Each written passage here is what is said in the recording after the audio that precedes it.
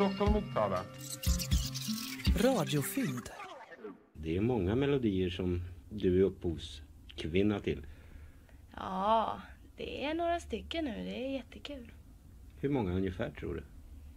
Du menar som jag har gett ut på platta? Ja, eller som du har skrivit överhuvudtaget. Ja, som har skrivit det är nog en 25 stycken. Fast jag har ju inte fått spela in allihopa än. Året är 1969 och i programmet Möte med grammofonen intervjuas en 19-årig Agneta Fältskog av Karl-Ivar Karlsson. Hur kom det sig att du kom på det här att komponera då? Ja, jag tror att jag blev född med det om jag ska vara ärlig.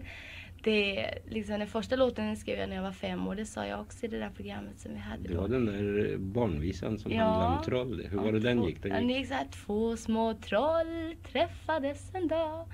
2 små troll lekte med varann. Och ifrån de trollen så blev det en massa andra melodier. Ja. Som till exempel? Jag var så kär utan dig. Och vilken har jag med skrivit? Den jag väntat på. En text som jag skrivit. Det där låter som om du var olyckligt kär vid den tiden du skrev dem. Nej, det var jag väl inte. Fast när jag sitter och gör mina melodier så blir det ofta den där takten som går så där långsamt. Och då blir det en text också som är lite sådär, handlar om olycklig kärlek. För jag tror att folk vill höra det. Så vill vi väl veta lite också om du håller på med någon ny melodi som vi kanske får höra framledes. Ja, jag har en fast jag har ingen text till den än. Hur går den? Ska vi ta och lyssna lite?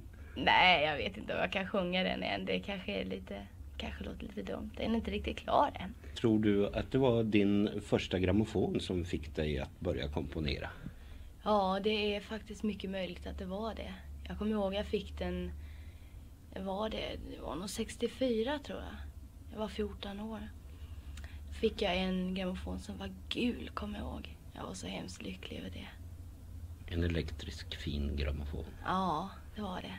Ingen sån där gammal med vev och tratt. Nej, det har ingen minne av sådana. Nej, utan det var väldigt sådär. Och med grammofonen följde plattor förstås. Ja, det gjorde det. Vilka då till exempel? Ja, jag fick en platta, kommer jag ihåg, när jag fick grammofonen. Och den hette The Dreamer med Nils Sedaka. Och Nils Sedaka tycker du om och även melodin fortfarande?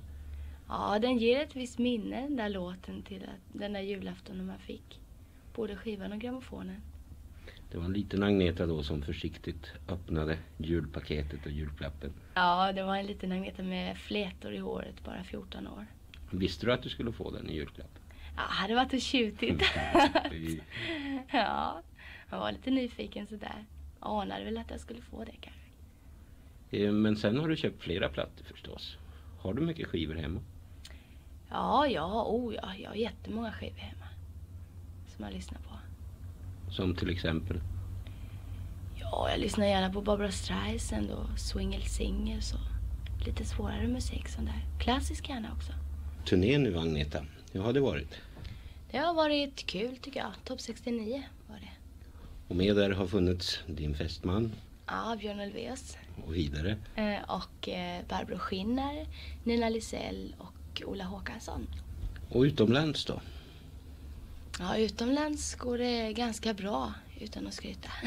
Du har gjort skivor i Tyskland? Ja, 5 stycken. Och finns på hitlistorna där? Ja, en utav dem. Vad är det för något? Ja, den heter Concerto d'Amore. Den har du inte gjort på svenska? Jo, det har jag. Det har du, ja. Har du inte hört det? Jo, förlåt. Och vidare?